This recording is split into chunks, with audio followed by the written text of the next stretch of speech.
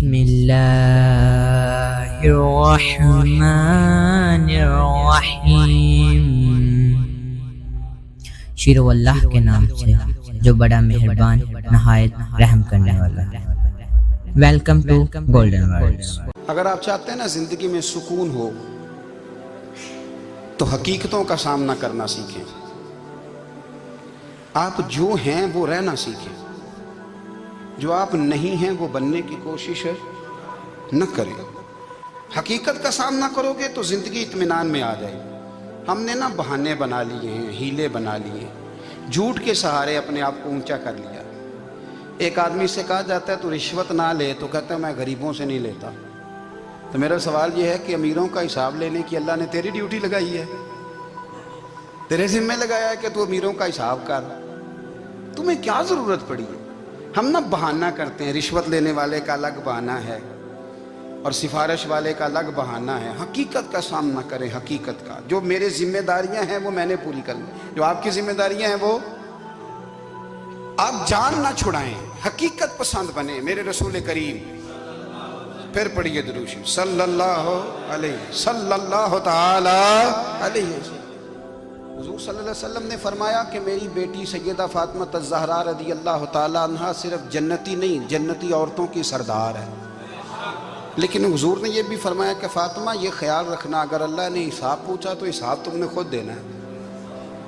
حقیقت کی طرف توجہ کرائی حضور نے، وہ صرف جنتی نہیں، جنتی عورتوں کی سردار ہیں، پر حقیقت کی جانب توجہ۔ میں حقیقت یہ ہے کہ اگر مالک نے حساب پوچھا تو اس کی تیاری بھی کرنی ہے۔ دیکھیں نا، ہمیں کچھ یقین نہیں، اللہ معاف کرے کہ ہمارا حساب کیسا ہوگا، لیکن کتنے آزاد ہیں۔ یعنی بڑی دلیری سے بندے کہتے ہیں فجر نہیں پڑھتا جی، 3 پڑھتا ہوں جی، شاہ رہ جاتی ہے جی، کپڑے صاف، بڑی دلیری سے۔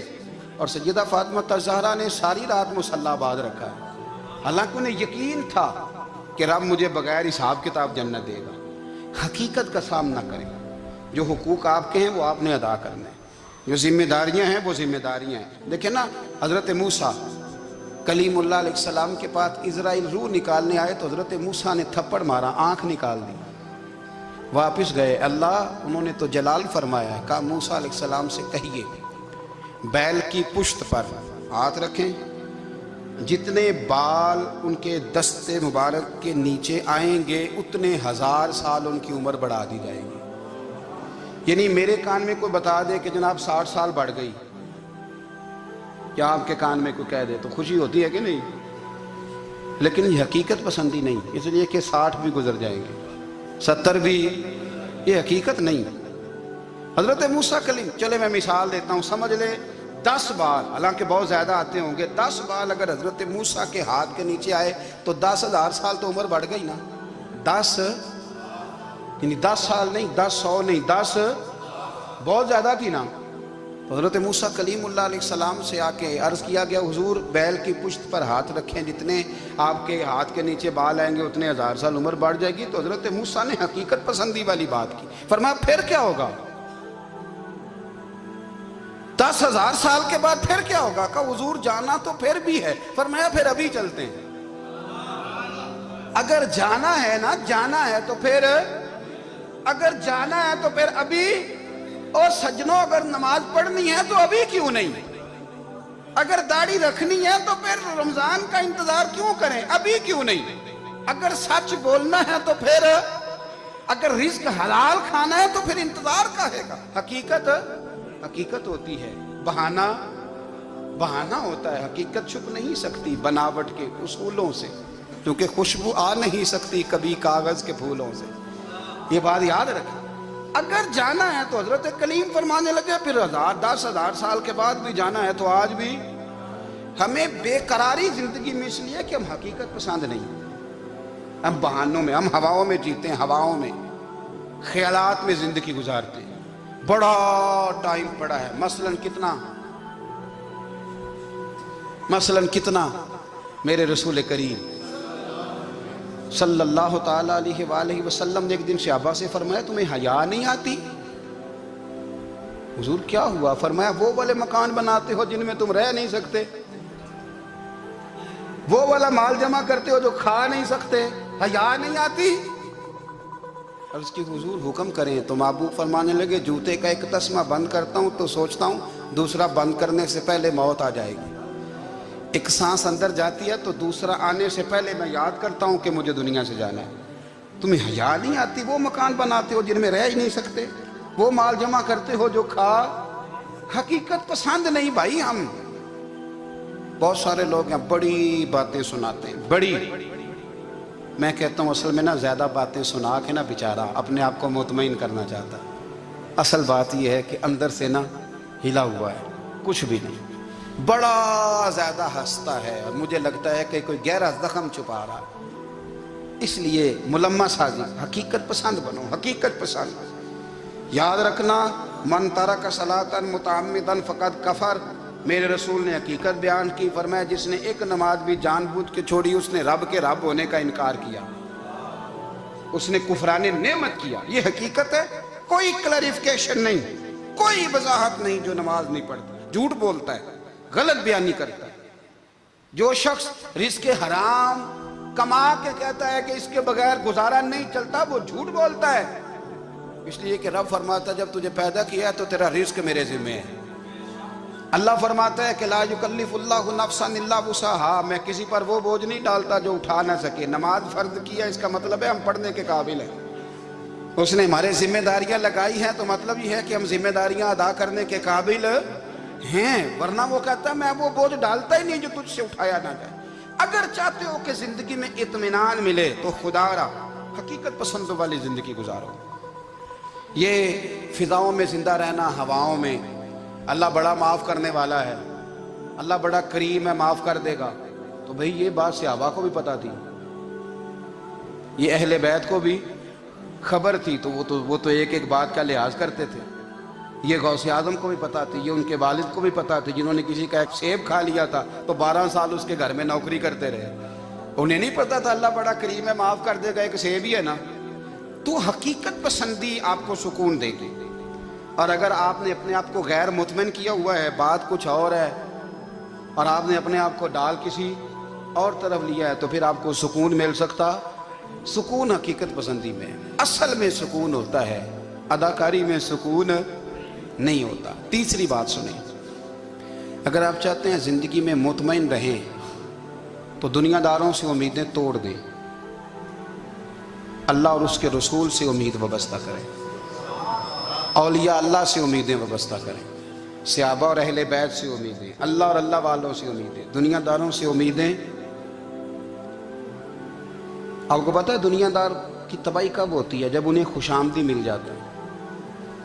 چودھری کا بیڑا اس وقت غرق ہوتا ہے جب اسے چودھری کہنے والے زیادہ ہو جاتے ہیں۔ سیٹھ صاحب اور نواب صاحب بیچارے تباہ تب ہوتے ہیں بھولے پن میں، جب ان کے دائیں بائیں ریلا ہوتا ہے سیٹھ صاحب کہنے کا، لوگ انہیں کھانا چاہتے ہیں، پیار ان کا نہیں ہوتا، ان کی جیب کا ہوتا ہے، محبت ان سے نہیں ہوتی، ان کی کرسی سے ہوتی ہے، ضروریات کا پیار ہوتا ہے، تباہ کر دیا جاتا ہے۔ ہماری ساری توقعات دنیا داروں سے وابستہ ہو گئی ہیں، ناراض نہ ہونا۔ پیروں نے، مولویوں نے، درویشوں نے، انہوں نے بھی سیٹ رکھے ہوئے جلسوں کی صدارت کرانے کے لیے، یعنی مذہبی جلسہ ہے، اس میں بہت زبردست پڑھے لکھے صاحب تقوی عالم کا خطاب ہے، اور کی صدارت وہ بندہ کر رہا ہے جس نے عشاء کی نماز بھی نہیں پڑھی، وہ بندہ صدارت کر رہا ہے، کیوں؟ اس لیے کہ اس نے لاکھ روپیہ دیا ہے محفل میں۔ خدا را دنیا داروں سے امیدیں چھوڑ دیں، ورنہ آپ کمزور پڑ جائیں گے، آپ کی امیدیں ٹوٹیں گی۔ کتنا کمزور ہے وہ شخص جو 2-4 ہزار کے لیے کسی بندے کی چاپلوسی کرتا ہے، اس کے پیچھے بھاگتا ہے، خوش آمدیں کرتا ہے، تھوڑے سے نوٹوں کے لیے، دکھ سکھ میں کام آئے گا اس کام کے لیے۔ میرے رسول کریم علیہ السلام نے فرمایا جس نے بندوں کو راضی کرتے کرتے رب کو ناراض کر دیا، اس کی دنیا بھی گئی اور آخرت بھی گئی، اور فرمایا جس نے بندوں کی پرواہ نہیں کی، اللہ کو راضی کیا، فرمایا اگر رب راضی ہو گیا تو لوگوں کے دلوں میں بھی محبت پیدا فرما دے گا۔ کیا ضرورت ہے خوش آمد کرنا دنیا داروں کی، سیٹوں کی، نوابوں کی، چاپلو۔ اور میں آپ کو ایک بات بتاؤں، ہوتا پتہ کیا ہے، یہ جو حب جا اور حب با ہوتی ہے نا، اس سے پیٹ نہیں بھرتا۔ آپ کو اگر خوش آمد کرنی ہے تو پھر آپ کو ساری زندگی کرنی ہے۔ پھر ان کو بھی پتہ ہوتا ہے کہ تعلق کس بنیاد پر ہے، اس میں کبھی بھی خلوص پیدا نہیں ہوتا۔ آپ بے چین رہتے ہیں، بے قرار رہتے ہیں، آپ کو تکلیف رہتی ہے ہمیشہ۔ کبھی بھی دنیا داروں سے امیدیں وابستہ نہ کریں۔ ایک بات سنیں بڑی شاندار، امام غزالی نے لکھی ہے۔ امام غزالی فرماتے ہیں کہ ہارون الرشید نہ حج کر کے واپس آیا بغداد میں، تو کونے میں حضرت بہلول دانا بیٹھے تھے، رش بہت تھا، مجمع بڑا تھا۔ حضرت بہلول دانا بھی سڑک کے کنارے بیٹھے تھے، تو سپاہی کہنے لگے یہاں سے اٹھ جاؤ۔ فرمانے لگے ہارون الرشید کی زمین نہیں، زمین میرے رب کی ہے، میں کیوں اٹھوں؟ وہ قریب سے گزرا تو سلام لی، تو آپ نے اس کا پروٹوکول دیکھا تو فرمانے لگے ہارون الرشید تجھ سے تگڑے تگڑے موٹے موٹے پروٹوکول میں نے لوگوں کے دیکھے ہیں، اور یہ جو تیرے دائیں بائیں آج تیرے نعرے لگا رہے ہیں، یہ پہلے ان لوگوں کے نعرے لگایا کرتے تھے، اور تھوڑا وقت گزرنے دے، جو تیرے بعد آئے گا نا، یہ سارے پھر ان کے نعرے بھی لگائیں گے۔ تو جھوٹ کی دنیا میں زندہ ہے، ان سے تو نے امیدیں وابستہ کی ہیں، یہ کل اس کے نعرے لگائیں گے۔ اس کے دل پہ بڑا اثر ہوا، گھوڑے سے اتر آیا، آگے کہنے لگا حضور آپ نے مجھے بڑی اچھی نصیحت کی ہے، میرا دل بڑا ٹھنڈا ہوا ہے، میں نے سنا ہے آپ مقروض ہیں، کچھ لوگوں کا قرض، تو مجھے کوئی حکم ہی کر دیں۔ آپ ہنسنے لگے، فرمانے لگے یار تو بڑا ہی بیوقوف ہے، بڑا ہی بیوقوف ہے، تو میں تجھے نصیحت کر رہا ہوں، تو مجھے الجھا رہا ہے، حضور کوئی حکم کر دیں۔ کیا خوبصورت انداز ہے رب کریم کے بندوں کا۔ حضرت بہلول دانا فرمانے لگے تیرا رب کون ہے؟ کہا اللہ۔ تو فرمایا میرا کون ہے؟ کہا اللہ۔ فرمانے لگے یہ تو نہیں نہ ہو سکتا کہ اللہ ہارون رشید کو دیتا رہے اور بہلول دانا کو بھول ہی جائے، یہ تو نہیں نہ ہو سکتا کہ ہارون رشید کو دیتا رہے اور بہلول دانا کو بھول جائے۔ فرمایا اس کا دل، اس کا ارادہ ہوا، ارادہ قدرت ہوا کہ بہلول مقروض رہنا چاہیے، تو اگر رب مجھے رکھنا چاہتا ہے، دکھ قبول محمد بخشا راضی رہن پیارے، اگر وہ چاہتا ہے میں مقروض رہوں تو میں بھی چاہتا ہوں کہ میں مقروض ہی رہوں، یہ تو نہیں نہ ہو سکتا کہ تجھے دے اور مجھے نہ دے۔ فرمایا میری تجھ سے کوئی امید نہیں، مجھے جب بھی دے گا میرا رب بھی دے گا، اور وہ دے گا تو پھر انشاءاللہ خزانے کھول کے دے گا۔ دنیا داروں سے امیدیں وابستہ کرنا، لوگوں کے پیچھے، یہ چھوڑ دیں، آپ بے چین رہیں گے، بے قرار رہیں گے۔ اللہ والوں سے ضرور امیدیں وابستہ کریں، اس لیے کہ ان کے پاس جو کچھ ہوتا ہے وہ دراصل رب کا ہی ہوتا ہے۔ لیکن سیٹھوں سے، نوابوں سے، سیاستدانوں سے باز آ جائیں، ہماری بڑی امیدیں وابستہ ہیں۔ میں اکثر کہتا ہوں جتنے پھیرے نوکری کے لیے دنیا دار کے دروازے پہ لگائے ہیں نا، اس سے کم دفعہ مسجد میں نفل پڑے ہوتے تو رب اتنی بڑی مہربانی فرما دیتا۔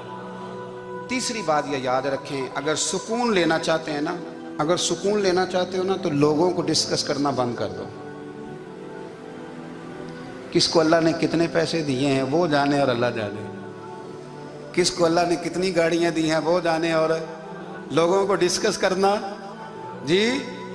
یعنی میں ایک جگہ بیٹھا تھا تو ایک صاحب گاڑی والا گزرا، گاڑی میں بیٹھ کے، اس کا پڑوسی تھا، کہندے تھا منہ ہے کار والا، میں کہ وہ تے ہے تاں ہی بیٹھا ہے، تے ہن میں کہ سمجھانا سی نا انہوں، میں کہ توں تے میں حساب لائیے بھی ساڈے کول کوئی نہیں، وہ تے ہے، لیکن نا اللہ نے اسے دی ہے نا، تو اللہ نے چاہا نا وہ کار میں بیٹھے، تو جس نے پھٹے پہ بیٹھ کے یہ تبصرہ کیا کہ منہ ہے کار والا، میں کہ ابھی وہ تے ہے تاں کار ہے۔ اب مجھے اور تجھے اندازہ لگانا چاہیے کہ ہم کیا یہ بحث ہے؟ یعنی اللہ کو چاہیے تھا معاذ اللہ کے پہلے تجھ سے پوچھتا کہ اسے کار دینی ہے کہ نہیں، کیا مطلب فضول بحث ہے؟ وہ چیز ہمیں اتنا تنگ کرتی ہے، اتنی تکلیف دیتی ہے کہ آپ یقین کریں سارا دن اسی کو ڈسکس کرتے ہیں، سارا دن۔ اس کے پاس گاڑی ہے، اس کے پاس کار ہے، فلانے کا پیسہ 1 نمبر ہے، فلانے کا 2 نمبر ہے، فلانے کا 6 نمبر ہے، اصل بات کے اندر حسد ہے، اس کو نکالو۔ ایک بات کہنے لگا ہوں، اسے یاد رکھنا، میرے اعلیٰ حضرت رحمۃ اللہ علیہ فرمایا کرتے، حسد کرنے والا بندوں پر اعتراض نہیں کرتا، اللہ پر اعتراض کرتا ہے۔ وہ کہتا ہے اللہ اسے کیوں دیا ہے، اتنا کیوں دیا ہے، معاذ اللہ وہ اللہ کی تقسیم پر اعتراض کرتا ہے۔ حسد کرتے ہو بے چین رہو گے، حسد آپ کے دل کو تڑپا کے رکھ دے، چھوڑے۔ اللہ بڑا کریم ہے، جس کو جہاں چاہتا ہے وہاں بٹھا دیتا ہے۔ آپ قطعاً اس بحث میں نہ پڑے کہ اللہ نے کس کو کتنا دیا ہے، کب دیا ہے، کیوں دیا ہے، وہ بڑا بے نیاز ہے۔ حسد آپ کو تباہ کرے گا۔ دنیا میں پہلا گناہ جو ہوا تھا وہ حسد تھا۔ ابلیس نے حضرت آدم سے حسد کیا، کہنے لگا میں بہتر ہوں، سرداری اس کو مل رہی ہے، تو یہ تو اللہ کو پتہ ہے نا کس کو دینی ہے۔ اور دنیا میں پہلا قتل حسد کی وجہ سے ہوا، حابیل قابیل کے درمیان حسد کا معاملہ تھا۔ خاتون کا نکاح اس سے کیوں ہو رہا ہے؟ مجھ سے ہونا چاہیے۔ حسد تباہی کرتا۔ آپ یقین کریں، یعنی دکاندار کے سامنے دوسری دکان پڑتی ہے اور پریشان ہو جاتا ہے، وہ کہتا ہے میرا کیا بنے گا؟ لا حول ولا قوت الا باللہ العلی العظیم۔ یعنی تیرا کا خیال ہے کہ تیرے حصے کی روٹی وہ کھا جائے گا؟ اتنا چھوٹا دل، یعنی تیرا موقف یہ ہے کہ تیرے حصے کا نصیب اس تک چلا جائے گا، یہ تیری خواہش ہے۔ ایک دوسرے کی کمزوریاں بیان کرنا، اس کا تو مال ہی ناقص ہے جی، اس کے تو پاس ہی کچھ نہیں، یہ تو کمزور لوگوں کا طریقہ ہے۔ میرے رسول کریم علیہ السلام گزر رہے تھے، پت جھڑ کا موسم تھا، خزاں کا موسم تھا، درختوں کے پتے جھڑ رہے تھے، صحابہ کو ساتھ لے کے حضور گزرے اور ایک درخت کی ٹہنی کو پکڑ کے حضور نے ہلایا۔ صحابہ فرماتے ہیں کہ چھم چھم اس کے پتے گرے، زمین پر ڈھیر لگ گیا۔ حضور نے فرمایا دیکھا تم نے کیا ہوا؟ حضور ہاں۔ فرمایا کتنی تیزی سے پتے جھڑے ہیں، صرف تنا رہ گیا ہے اور خالی ٹہنیاں رہ گئی ہیں، کوئی حسن بچا ہے؟ حضور نہیں۔ تو نبی کریم فرمانے لگے جو حسد کرتا ہے نا، اس کی نیکیاں بھی اسی طرح جھڑ جاتی ہیں، اسی طرح۔ اور ایک جگہ حضور فرمانے لگے جس طرح راکھ لکڑی کو آگ کھا جاتی ہے، جس طرح لکڑی کو آگ، جب آگ کھا جائے تو پھر لکڑی کو لکڑی نہیں کہا جاتا، راکھ کہا جاتا ہے، کوئلہ کہا جاتا ہے، اس کی اصل باقی یعنی اسے کھائی جاتی ہے۔ تو حضور علیہ السلام فرمانے لگے جس طرح آگ لکڑی کو کھا جاتی ہے، فرمایا اسی طرح حسد نیکیوں کو کھا جاتا ہے، نیکیاں رہتی نہیں۔ حسد کرنے والے کے پاس نیکیاں یعنی ان کی اصل شکل موجود، کبھی بھی حسد نہیں کریں۔ اللہ کی تقسیم ہے، جس کو چاہے جب چاہے جتنا چاہے عطا کرے۔ اور چوتھی بات میرے بھائی، کبھی بھی بغض نہ پیدا کریں۔ بغض والے لوگ بے سکون رہتے ہیں۔ بہت ساری کمزوریاں ہمارے اندر ہوتی ہیں نا، پھر اللہ ہماری روزی تو نہیں نہ بند فرماتا، یہ تو نہیں کہتا کہ زمین سے نکل جاؤ۔ اگر یہی والا معاملہ ہو جو ہمارا ہے کہ شادی پہ اس نے میرے ساتھ برا سلوک کیا تھا، اب ساری زندگی بغض رکھنا ہے، اگر یہی معاملہ فرشتے اللہ کی بارگاہ میں کہیں کہ یا اللہ اس نے فلانے دن شراب پی تھی، اب اس کو زمین میں نہیں رہنے دینا، نظام زندگی چلے گا؟ تو اگر اللہ ہمیں معاف کرتا ہے تو ہم بندوں کو معاف کیوں نہیں کرتے؟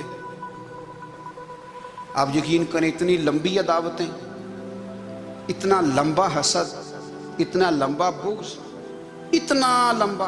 حدیث میں نے پڑھی، میں حیران رہ گیا۔ میرے نبی کریم علیہ السلام نے فرمایا اپنی بیوی سے کبھی بغض نہ رکھنا، اگر اس کی ایک بات ناپسند ہو تو اسے چھوڑ کے وہ بات دیکھو جو تمہیں پسند ہے۔ میں اس حدیث کو پڑھ کے سوچنے لگا کہ کیا بیوی کا بھی بغض رکھتے ہیں لوگ؟ اب حضور نے کہا ہے تو اس کا مطلب ہے لوگ بیوی کا بغض بھی رکھتے ہیں۔ اب اس پر استدلال کر کے مجھے کہنا پڑے گا کہ سسرال والوں کا بغض بھی رکھتے ہیں، کہنا پڑے گا کہ بھائی کے سسرال والوں سے بھی بغض رکھتے۔ اس حدیث کی روشنی میں سمجھا کہ لوگ بھابھی کا بغض بھی بغض رکھتے ہیں، بغض، ورنہ عادتیں تو ہماری بھی کئی بری ہوتی ہیں۔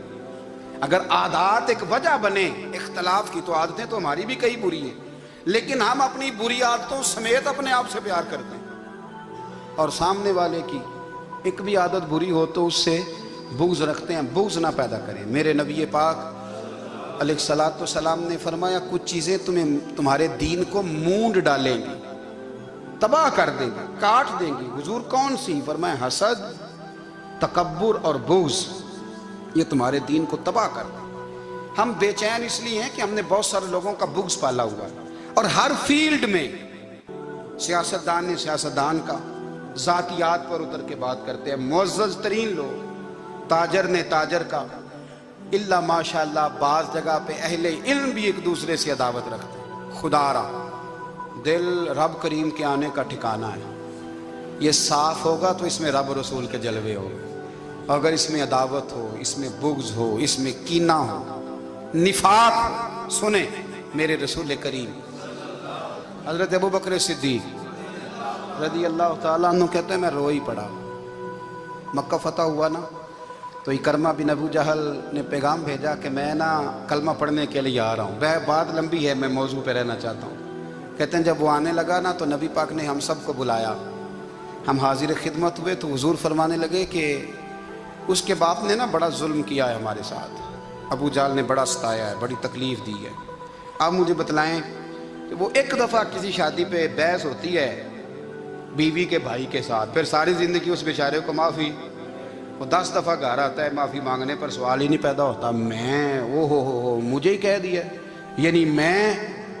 यानी फिर मैं मुझे ही कह दिया आपने और मेरी शान में बेअदबी और फिर मैं माफ़ कर दूं, तौबा तौबा तौबा, ये कैसे हो सकता है, मेरी नाक नीची हो जाएगी और आपने मुझे कह दिया, सवाल ही नहीं पैदा होता। और ये रोना मैं अक्सर होता हूँ कि शादी वाले दिन दामाद साहब का ज़्यादा दिमाग ख़राब होता है। जब छोटी साली की शादी होती है ना, उस दिन इसको बुखार चढ़ता है, कोई इसको कान में कहता है तेरी इज्जत नहीं कर दे, उस दिन इसका दिमाग ख़राब हो जाता है, बच्चे उठा के निकल आता है, वो बेचारा सुसर मिन्नतें कर रहा होता है कि तेरी मेहरबानी आ जा, ये इज़्ज़त करा रहा है। तो मैंने कहा एहतजाज करके जो इज़्ज़त कराई जाती है वो इज़्ज़त नहीं होती।